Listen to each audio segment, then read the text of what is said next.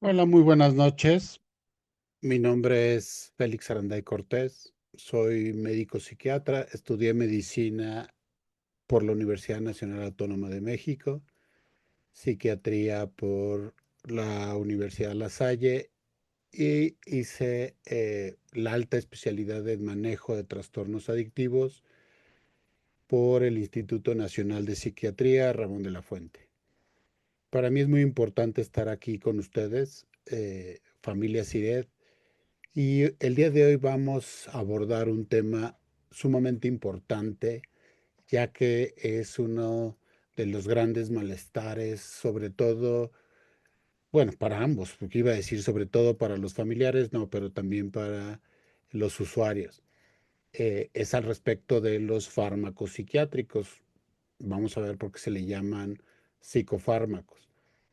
Muchas veces durante la consulta, los usuarios de tabaco, alcohol y otras drogas se resisten al uso de estos tratamientos, argumentando que no quieren generar una dependencia, que eh, no vaya a ser que este tipo de medicamentos los vaya a volver adictos.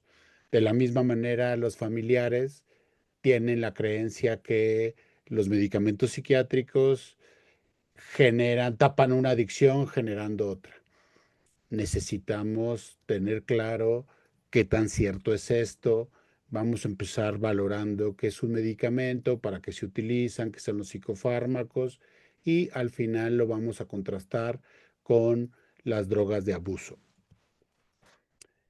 Es muy importante saber que el cuerpo a lo largo de la vida va perdiendo su equilibrio. Incluso hay personas que al nacer expresan enfermedades que se les transmitieron de forma genética, que son parte de su herencia. Muchas de estas enfermedades tienden a afectar órganos como el corazón, hay algunas que afectan el cerebro. Entonces, ese mito que el cuerpo es perfecto y que el cuerpo es sabio y que el cuerpo tiene un equilibrio eh, prácticamente sin mancha, ideal, es un mito. Desde que nacemos nos vamos enfrentando a situaciones del ambiente. Un ejemplo muy claro es desde el momento que nacemos, el cambio de temperatura es un factor que empieza a alterar este equilibrio. Muchas veces, como por ejemplo en el caso que les menciono, en el caso de la temperatura, el cuerpo tiene mecanismos a partir de los cuales se adapta.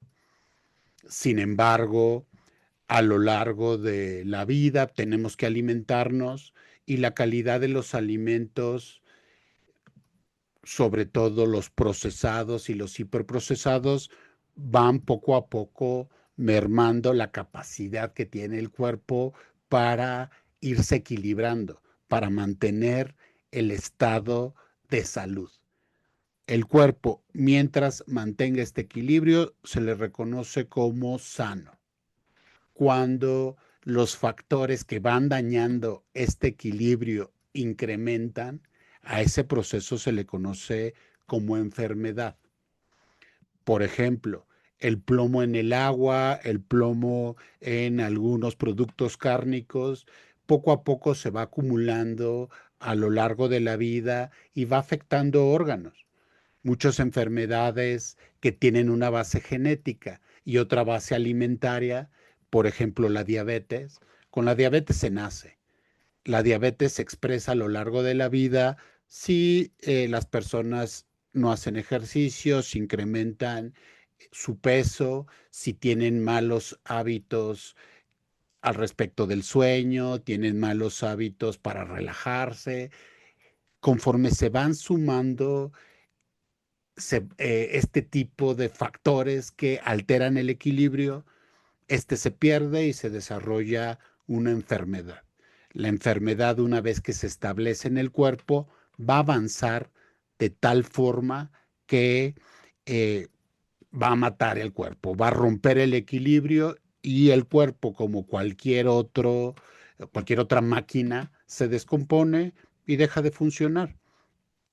El cuerpo es una máquina y como cualquier máquina que está sometida a factores ambientales, internos, externos, tiende a tener un periodo de vida.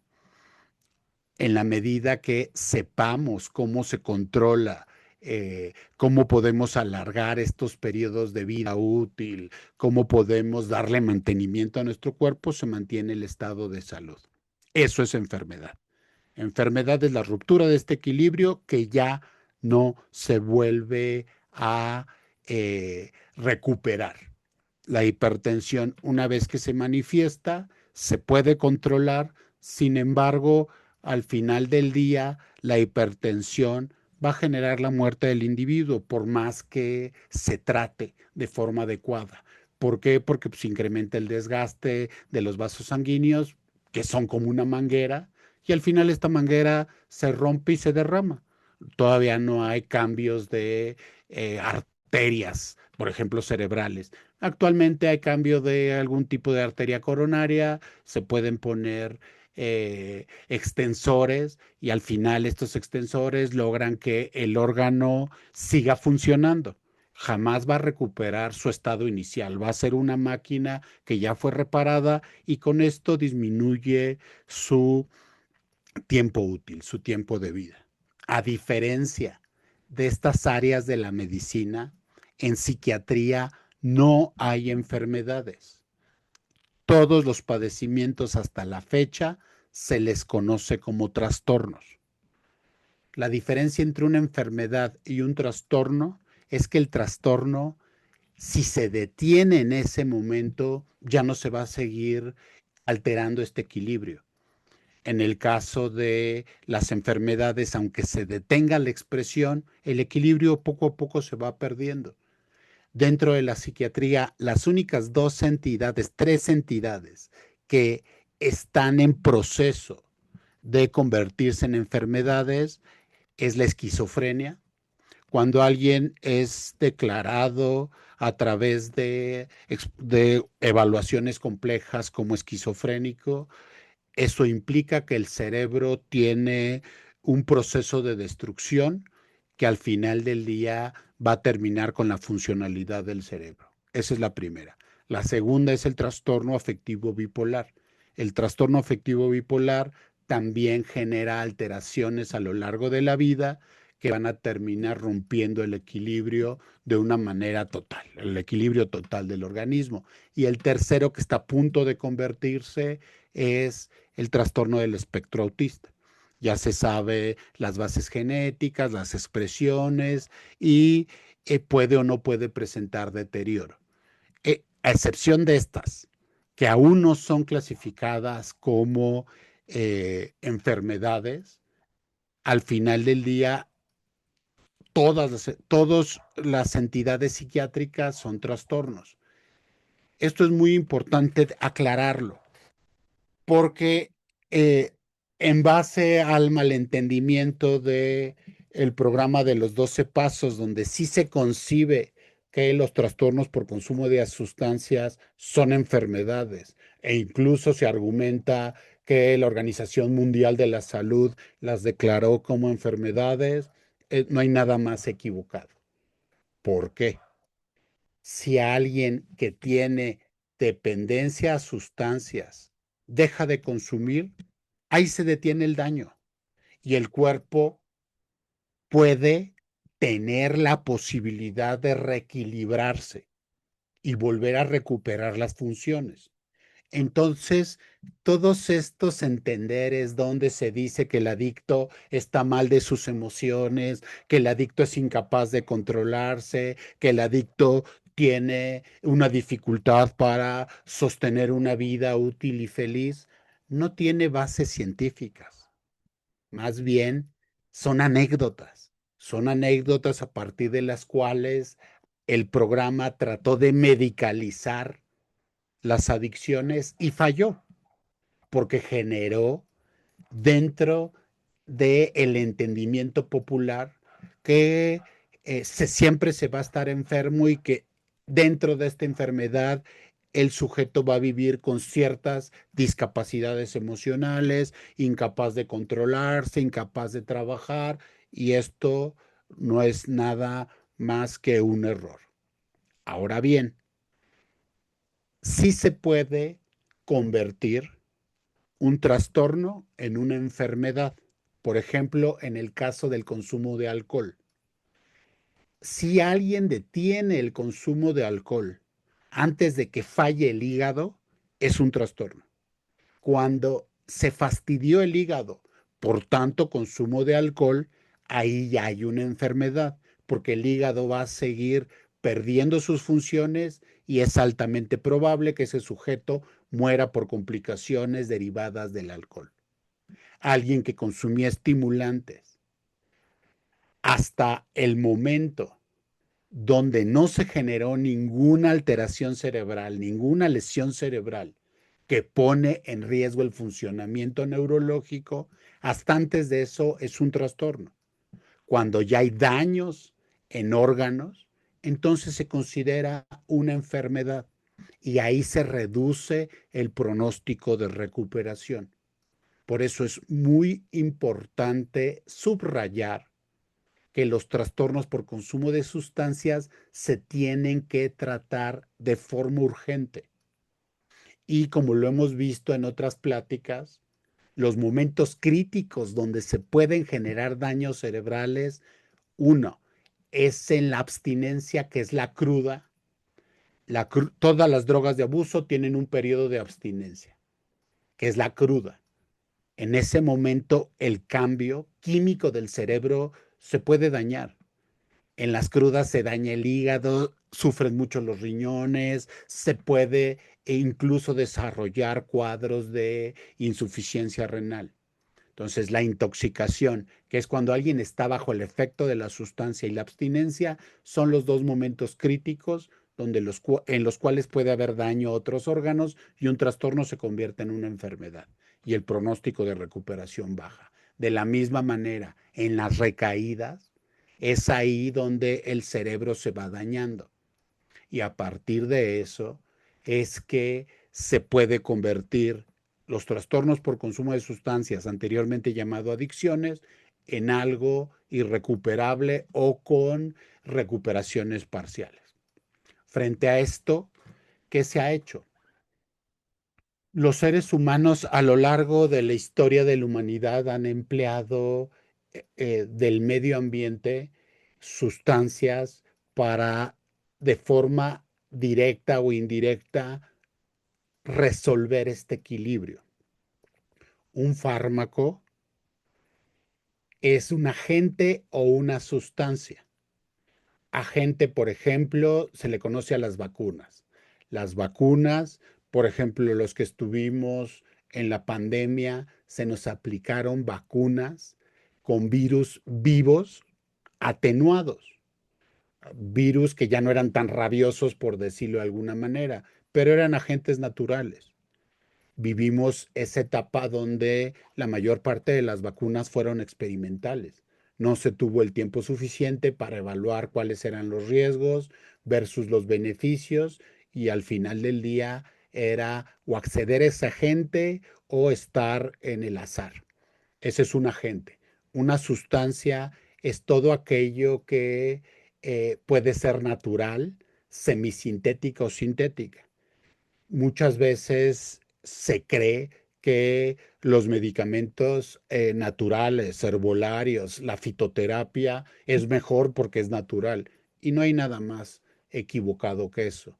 Al final, un fármaco de origen natural en el cuerpo se transforma en una sustancia química que genera cambios buenos y malos, por decirlo de alguna manera, en busca de recobrar ese equilibrio. Una sustancia semisintética es aquella sustancia que es de origen natural, pero se le hicieron cambios químicos, por ejemplo, la insulina. La insulina anteriormente se tomaba de los cerdos y por la gran afinidad que se tenía al respecto de la insulina humana, pues las personas con diabetes se las inyectaban. Aquí el problema era que muchas veces se rechazaba. Así que tomaron esa insulina de origen animal, le hicieron cambios mínimos químicos y entonces era una sustancia mitad natural y mitad modificada. Y los medicamentos sintéticos o los fármacos sintéticos son aquellos que se obtienen por procesos químicos en laboratorios, por reacciones químicas controladas. Los fármacos pueden ser simples, aquellos fármacos que solamente tienen un principio activo o compuestos. Por ejemplo, se puede utilizar ibuprofeno con yoshina, que es un antiespasmódico. Antiinflama, por ejemplo, en el caso de los cólicos, en el caso del dolor de estómago o en las infecciones, baja la fiebre y otra parte de la molécula alivia el cólico. Todos los fármacos tienen una vía de administración. De alguna manera tienen que entrar al cuerpo.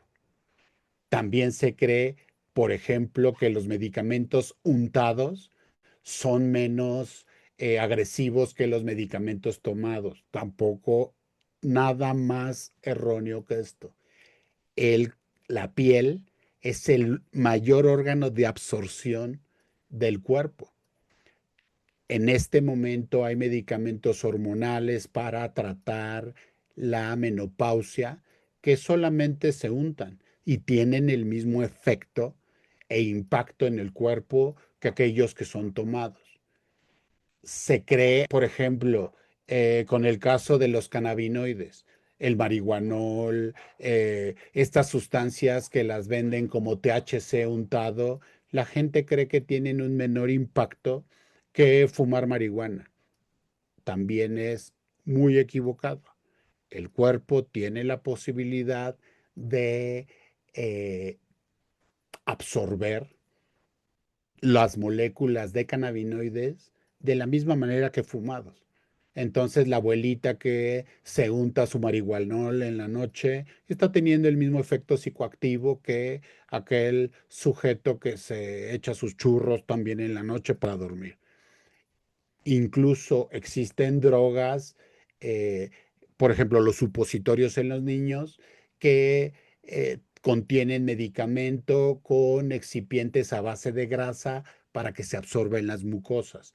La mucosa oral, la mucosa vaginal, por ejemplo, a través de los óvulos vaginales, los supositorios, eh, tienen una vía de entrada al organismo. Hay medicamentos que son inyectados, los que son tomados y eh, algunos aditamentos que se ponen debajo de la piel, como pueden ser algunos anticonceptivos, la naltrexona, eh, y que al ponerse debajo de la piel van liberando poco a poco esta sustancia para que el organismo cuente con ella.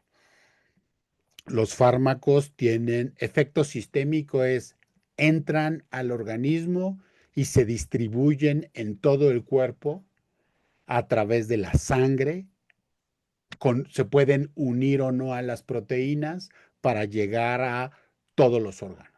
Un medicamento llega a todos los órganos, pero lo que se busca es que tenga un efecto específico en un lugar determinado.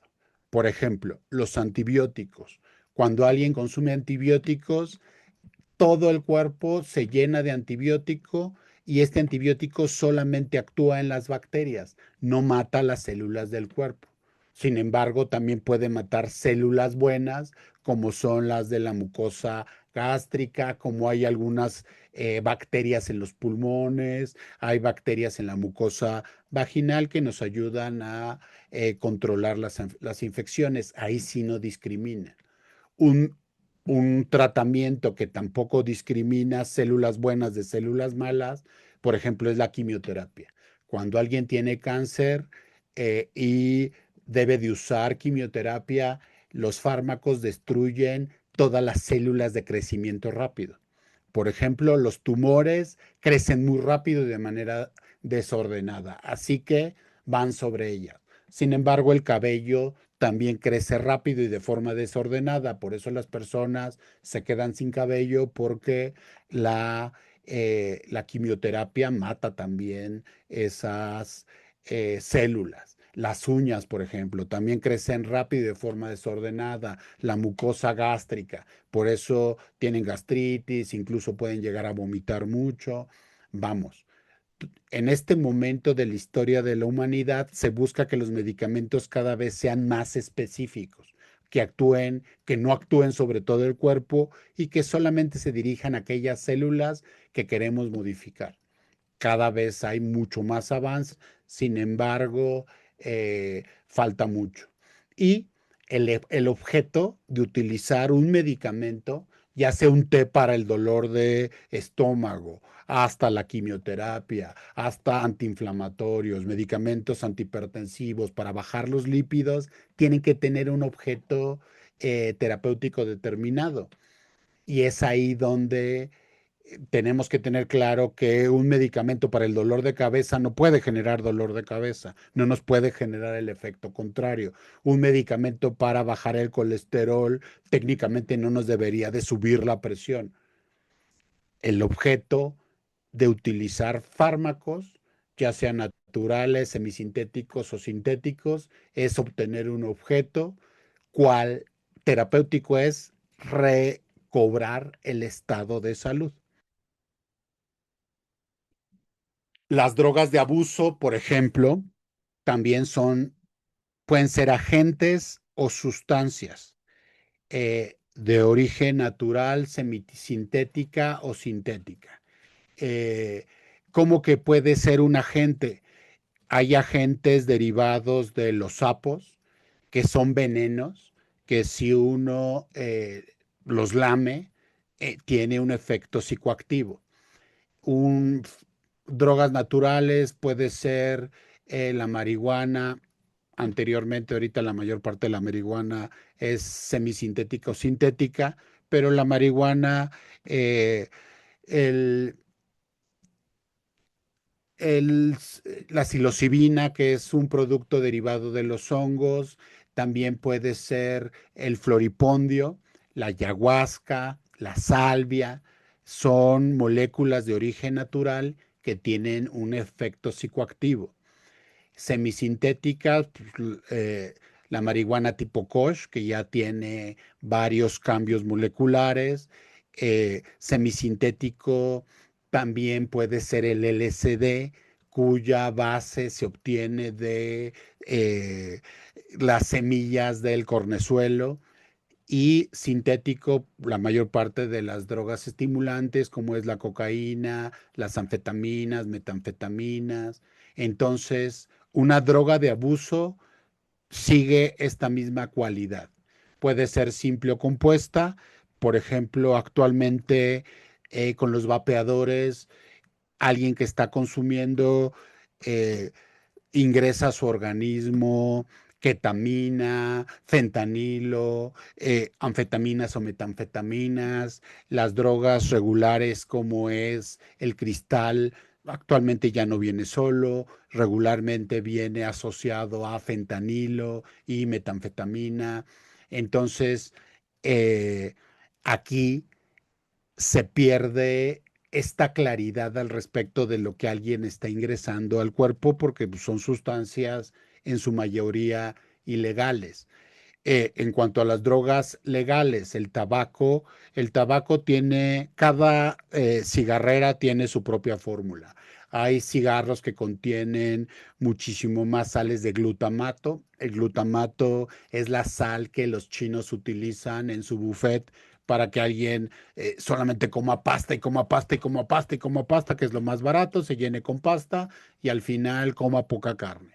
Eh, el, las cigarreras emplearon estas sustancias para que, por ejemplo, cuando hay mucho calor que no se antoja fumar, a partir de las sales de glutamato, alguien esté fume y fume y fume y fume y fume. Así hay otros aditivos como son aromas, como son moléculas de cloro que hacen más atractivo el fumar. También aquí estamos hablando de sustancias complejas. Y Por ejemplo, los enlatados eh, tienen altos niveles de carbohidrato, cafeína, alcoholes y también se consideran sustancias complejas. Para que una droga sea clasificada como droga de abuso, tiene que actuar, generar su principal efecto en el cerebro, en el sistema nervioso central. Tiene que generar un efecto reforzante. Por ejemplo, si yo me quiero bajar la ansiedad, utilizo cannabinoides, alcohol. Si yo quiero incrementar mi actividad, uso estimulantes. Si yo quiero eh, hablar con los astros, uso alucinógenos. Al final del día, estos efectos refuerzan el sistema de la dopamina, como ya lo hemos hablado en otros intervenciones, las, el reforzamiento de las áreas dopaminérgicas ponen el consumo de sustancias en el mismo nivel que comer. Para el cerebro de alguien que consume sustancias, comer es igualmente importante que drogarse, beber agua es igualmente importante que drogarse, tener sexo. Ese es el efecto reforzante, que llevan a la droga de abuso al mismo nivel de urgencia que eh, conductas que nos ayudan a mantenernos vivos, comer, tomar agua, tener relaciones sexuales. Altera, nadie utiliza una droga de abuso para mantenerse igual. Sabe que va a alterar su estado de ánimo, que va a alterar su percepción, que va a alterar algo. No así en los medicamentos. Lo que se busca en un medicamento no es alterar, es regular, es reequilibrar. Una droga de abuso lo que busca es desequilibrar y el objetivo es recreativo. No existen antibióticos recreativos. Un antibiótico no genera ningún efecto a nivel del sistema nervioso central. Nadie se puede hacer dependiente físico a un antibiótico. Nadie se hace dependiente físico a un antihipertensivo. No existe ese efecto reforzante. Por ejemplo, en el caso de los antihipertensivos, te dejas de tomar el antihipertensivo, te sube la presión, te duele la cabeza, te mareas, tienes ganas de vomitar y pues sabes que tienes que regresar al antihipertensivo para sentirte bien. En el caso de las drogas de abuso, aunque te sientas mal, aunque ya tengas efectos secundarios del uso de la sustancia, que estés rechinando los dientes, que estés viendo cosas que los demás no ven, escuchando cosas que los demás no escuchan, que ya no quieras ir a la escuela, vas a seguir consumiendo, consumiendo, consumiendo, porque ya tiene un efecto compulsivo, reforzador. Y los psicofármacos también se les conoce como psicotrópicos o fármacos psicoactivos. El término psicotrópico viene de la clasificación de la Ley General de Salud, donde separa medicamentos para condiciones médico-generales de los medicamentos psiquiátricos. Psicotrópico se emplea comúnmente como sinónimo de droga, como sinónimo de droga de abuso y no, es una clasificación francamente jurídica. Psicoactivos es porque genera un efecto en las funciones mentales. ¿Cuáles son las funciones mentales? La regulación del estado de ánimo, de los afectos, la regulación de la ansiedad, la regulación de eh, la cognición. Cognición significa atención, concentración y memoria, capacidad de aprendizaje, capacidad de ejecución. Los medicamentos conocidos como psicofármacos ayudan a las personas a mantener su percepción de las cosas, mantenerse en la realidad, que el mundo interno, la narrativa interna, no se viva como algo real, que muchos de muchos de los usuarios han tenido alucinaciones y delirios. Por ejemplo, un delirio es una idea que es irreductible a la realidad. Por ejemplo, mi mamá me quiere hacer daño, están mandando drones a vigilarme, hay alguien atrás de mi puerta, veo fantasmas, veo al hombre sombra. Esta situación vive dentro de ellos. Son recuerdos, son imágenes, incluso pueden ser estímulos adquiridos en la televisión a través de historias que en algún punto el sujeto no puede distinguir como real o irreal. Estos son los antipsicóticos que ayudan a modular la sensopercepción. Y hay otro tipo de medicamentos que nos ayudan a controlar el sueño. A los medicamentos que nos ayudan a controlar el estado de ánimo se les conoce comúnmente como antidepresivos. A los medicamentos, a los psicofármacos, cuyo objetivo es controlar la respuesta ansiosa, se les considera ansiolíticos. Los eutimizantes, por ejemplo, el, los carbacina, el divalproato, el topiramato, que muchas veces los familiares me dicen, es que ¿por qué está utilizando el doctor un medicamento para la epilepsia en mi hijo si no es epiléptico? Efectivamente, los medicamentos para la epilepsia, al controlar los voltajes cerebrales, también mejoran el control del afecto, el control de los impulsos, hacen que las personas tengan más tiempo para ser reflexivas, para dejar de ser tan agresivas, para que las alteraciones eléctricas que produjeron las drogas regresen a su estado normal y el cerebro no se dañe. La pregabalina, por ejemplo, o la gabapentina, son el levitiracetam, son medicamentos que comúnmente en CIRED se los envió para controlar la abstinencia. Durante la abstinencia es muy frecuente que las personas convulsionen por esta falla eléctrica que se generaron durante días de consumo. Estos medicamentos nos ayudan a prevenir que alguien convulsione y se pueda dañar el cerebro. De la misma manera hacen que eh, los medicamentos generen menos, perdón, que los estados de abstinencia puedan generar daños bioeléctricos que sean permanentes. Los hipnóticos son medicamentos que sirven para que las personas puedan dormir. Los nootrópicos son medicamentos que nos ayudan para que las personas no pierdan la capacidad de atender, de concentrarse, de aprender, que no pierdan su coeficiente intelectual, que no vayan teniendo deterioro en este sentido. Por ejemplo, aquí algunos que se utilizan es la citicolina, hay la memantina, hay medicamentos, el piracetam, muchas veces son medicamentos que se utilizan mucho cuando se ve que un usuario tiene dificultad para atender, para concentrarse, y los medicamentos estimulantes que se utilizan poco en la dictología, pero que también pueden llegar a utilizarse en otros padecimientos como el TDA, que se requieren fármacos estimulantes, y vamos, hay medicamentos que comparten acciones, por ejemplo, la fluoxetina o el escitalopram puede ser antidepresivo y ansiolítico. Nos ayuda a mejorar el estado de ánimo y a controlar la ansiedad. Hay medicamentos antipsicóticos, aquí me faltó antipsicótico, por ejemplo, la quetiapina a dosis bajas ayuda para dormir. Dosis bajas puede ser hasta 300 miligramos. Para que tenga una acción antipsicótica se tiene que usar 1 gramo, 1,5 gramos. A dosis pequeñas tienen un efecto, a dosis altas tienen otro efecto. Por ejemplo, los antidepresivos a dosis altas, a dosis bajas ayudan para controlar la depresión.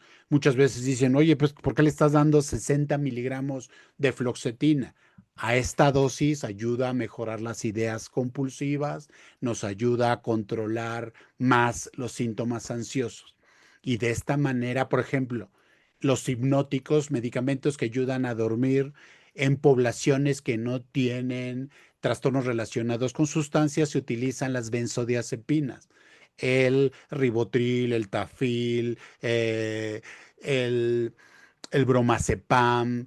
Todos estos medicamentos tienen una acción, pero en este momento están contraindicados ya en pacientes con dependencia a sustancias porque se pueden utilizar algunos estabilizadores del estado de ánimo. Por ejemplo, la pregabalina a dosis baja controla la ansiedad. No sirve para que alguien no vaya a convulsionar, pero a dosis bajitas de 75 en la mañana, 75 en la tarde y 75 en la noche ayuda a controlar la ansiedad. Es así donde la clasificación de los psicofármacos tienen una connotación directa con el efecto esperado. Todos los medicamentos tienen que ser regulados por la FDA. Nadie puede, técnicamente nadie puede llegar a decir que eh, un medicamento hace lo que hace si no pasó por tres instancias. Lo primero es lo químico, la molécula se tiene que estudiar y la molécula químicamente tiene que demostrar que no va a dañar o que sus efectos secundarios van a ser temporales. Todos los medicamentos tienen efectos secundarios. No existe una molécula perfecta. Desde el paracetamol, que puede generar gastritis y colitis, hasta la quimioterapia, que puede generar estragos en un organismo. Nada es perfecto. En este mundo, nada es perfecto. Sin embargo, tiene que tener perfiles. Primero el químico, después se estudia en animales de laboratorio y la tercera instancia es en humanos, a través de estudios muy controlados y muy vigilados. Una vez que se cruzaron estas tres pruebas, el medicamento de forma internacional se le da una etiqueta. Este medicamento sirve para controlar la hipertensión, este para la depresión, este para la ansiedad. Y están francamente regulados. Por ejemplo, en México, desgraciadamente, en la Ley General de Salud se tiene un área muy gris que es suplementos y complementos. Y, por ejemplo, hay los medicamentos chupagrasa no pasan por estas regulaciones y muchas veces tienen componentes que no se han estudiado y que al final del día no se sabe si sirven para lo que se dice que sirven o tienen alguna otra sustancia. Por ejemplo, Herbalife tuvo un momento donde estaba generando hepatitis y muerte hepática y generó muchos decesos. Y al final del día, como era un suplemento, era responsabilidad de quien lo recomendaba y responsabilidad de quien lo consumía. Y se lavaban las manos. Por eso es muy importante tener claro que las etiquetas son internacionales, que nos digan que la abuelita se curó con esto o que tal tratamiento generó en una persona que se curara de cierta enfermedad, los sueros que se utilizaban hace mucho tiempo y que todavía siguen utilizando para curar las adicciones. Pues por ahí dos o tres personas dejaron de drogarse, pero el resto que las utilizó, pues no les sirvió para nada. Entonces, internacionalmente, un medicamento tiene que tener una eficacia, que sirva para lo que se está utilizando y que no dañe el riñón, el hígado, el páncreas, porque es también otra de las grandes dudas de los usuarios de medicamentos en todos los niveles. Es que los medicamentos componen una cosa y descomponen otra. Eso fue hace siglos. En este momento, los efectos secundarios para que se apruebe un medicamento deben de ser temporales.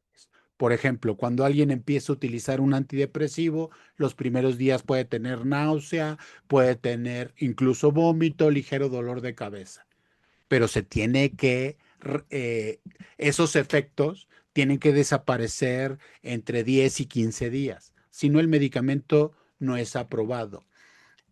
La transportación dentro de el organismo, que es la farmacodinámica, tiene que ser muy segura.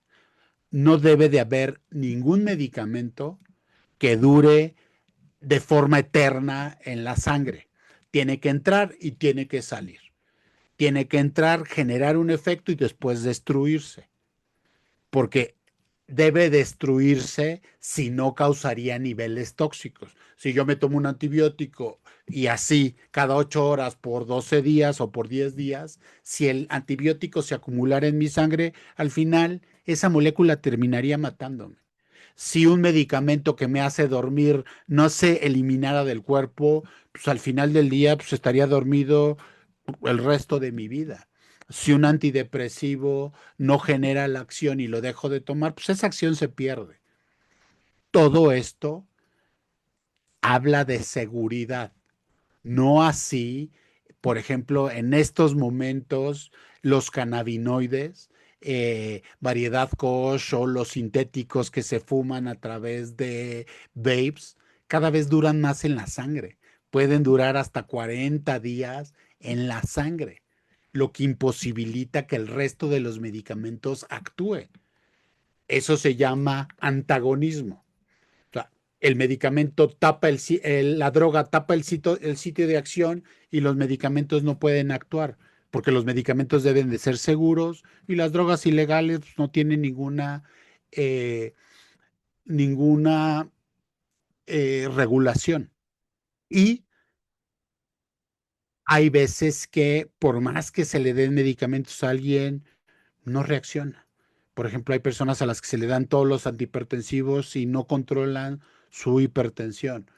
Hay personas a las que su diabetes es de difícil control, los triglicéridos y asimismo las depresiones, la ansiedad, los trastornos psicóticos, que la respuesta de un medicamento depende desde factores genéticos hasta factores ambientales. Por ejemplo, ¿qué factores ambientales? Si la mucosa gástrica está destruida porque pues, las personas no comieron o comen muchos irritantes, el medicamento no se va a absorber. Por ejemplo, los medicamentos se tienen que tomar en horarios específicos para que la duración genere el efecto que estamos esperando y que no desaparezca de sangre. El gran error, sobre todo, lo he visto mucho en CIRED, es que ya llevamos tratamientos de 2 o 3 meses, de repente, por situaciones administrativas o de los familiares, dejan de llevar el medicamento y perdemos el efecto, lo que nos lleva a que esos 3 meses de avance se vaya a la basura, porque se va generando un efecto que debe de continuarse y cuando se suspende por el perfil de seguridad desaparece el efecto y tenemos que volver a empezar. Los medicamentos no son magia, deben de seguir estos sistemas para que sean seguros y se pueda ir evaluando el efecto. También es muy importante tener claro que si el cerebro ya está muy dañado, ya no va a haber un lugar donde actúe ese medicamento. Si ya hay infartos, si ya hay lesiones, pues ese huesito ya no tiene carnita y al final del día, pues el medicamento no va a actuar. Y por más medicamento que le demos, pues la situación ya llegó a un punto de máximo beneficio terapéutico o circunstancias que ya son parte del funcionamiento de todo el sistema, como les explicaba, el trastorno afectivo bipolar, pues las fallas son demasiadas. En la esquizofrenia, las fallas son demasiadas. En el trastorno del espectro autista, pues así nacieron las personas. Entonces, por más que se le dé medicamentos, no va a cambiar algo que está regulado por la genética. Entonces, los medicamentos tienen objetivos y tienen limitaciones. Un medicamento tiene efectos secundarios, los cuales no van a destruir ningún órgano, no dañan ningún órgano, pero pues no son perfectos. Y para ir concluyendo, la síntesis de medicamentos deben de tener una seguridad, una potencia, tienen que tener velocidades de acción. La mayor parte de los psicofármacos no actúan de un día para otro. Para obtener resultados de un antidepresivo pueden pasar entre 15, 20 días o incluso un mes. Las potencias, aquí la gente se confunde mucho. Por ejemplo, creen que medicamentos de 300 miligramos son más potentes que medicamentos de 2 miligramos. Y es al revés. Con poquito se logran efectos muchísimo más potentes que con mucho. Entonces, la potencia y la velocidad en la que actúan, la duración de los efectos y se debe determinar que ningún medicamento, ningún psicofármaco debe tener potencial adictivo. Por ejemplo, justamente por eso en adictología no se utilizan benzodiazepinas. Actualmente hay muchísimos medicamentos que nos dan ese perfil. No se utilizan estimulantes. Si se tiene que utilizar algo que estimule, hay medicamentos como por ejemplo la tomoxetina, el bupropión, que nos generan esos efectos sin el perfil adictivo. Por más que te apina que utilice a alguien, lo único que va a obtener son efectos adversos. No va a tener un efecto reforzador. Al final, un medicamento se tiene que comparar con otro. El paracetamol, como estándar para el dolor de cabeza, se comparó con el ketorolaco. Si el ketorolaco tenía mayor potencial, entonces se aprobaba. Si un medicamento tenía menos potencial que el paracetamol, pues ni lo saques porque el paracetamol es mejor. Así es con todos los medicamentos. Un antidepresivo tiene que tener mayor perfil de potencia, de efectos, de seguridad para dejarlo. Ahí se compara con la fluoxetina. La fluoxetina es el estándar de oro. Si la mirtazapina, que es otro antidepresivo, tiene mayor potencia, se aprueba. Si están por debajo de un estándar, se desecha. Y sobre todo, el perfil de toxicidad. Los medicamentos psiquiátricos, sobre todo los adictológicos, no tienen perfil de toxicidad con drogas de abuso. Yo sería muy cándido si a alguien que vive con trastorno de consumo de sustancias le doy un medicamento que se le va a cruzar con la cocaína, porque por más que me diga alguien que ya no va a consumir, es altamente probable que lo vuelva a hacer. Y si se le cruza el medicamento, yo tengo que asegurar que eso no lo va a matar. Ese es el perfil de seguridad. El perfil de toxicidad es que si lo mezclamos con alcohol, con alimentos, no va a tener mayor toxicidad. Existen, por ejemplo, existen cánones. Cualquier medicamento que estemos tomando, no lo podemos tomar con jugo de uva, no se puede tomar con jugo de toronja, porque se desactiva el medicamento. Si estamos tomando cualquier medicamento, no lo podemos combinar con alimentos ahumados, porque el alimento ahumado, el carbono hace que no se absorba el medicamento. Y así cada uno de los fármacos tiene sus indicaciones y sus contraindicaciones. En cambio, las drogas de abuso son moléculas experimentales que en la mayor parte no cumplieron con los estándares. El fentanilo que se utiliza en las calles no es el mismo fentanilo que se utiliza en los quirófanos. El carfentanilo fue una sustancia que se ensayó para uso clínico, pero por su potencial tan tóxico y el alta capacidad que tenía para generar dependencia, se desechó. Entonces por ahí estaba en la dark web la recetita y se pusieron a producirla y al final las instancias que debieron de controlarlo no lo controlaron y salieron a las calles. El clorhidrato de metanfetamina, el cristal, también se ensayó como un medicamento estimulante, se dieron cuenta que generaba muchísimos daños y se desechó, pues fue el crimen organizado, sacó la recetita y actualmente lo están vendiendo por todos lados. Los cannabinoides semisintéticos y sintéticos. Es cierto que la marihuana tiene efectos benéficos en comparación con los efectos tóxicos y de abuso. Ganan los malos con los buenos y por eso no se utiliza en medicamentos. Por más que alguien les diga en su casa, es que la marihuana es buenísima para bajar la ansiedad. No, no es cierto. Pues ya estaría en medicamentos. Y no se sale en medicamentos porque va a generar adicción. La psilocibina en este momento está en fase 2 y se le ve potencial para como antidepresivo, pero todavía está en fase 2. No sabemos cómo va a funcionar en seres humanos. Hay algunos casos, pero comparado con estándar de oro, pues es mejor utilizar medicamentos sin tanto riesgo. ¿Me explico?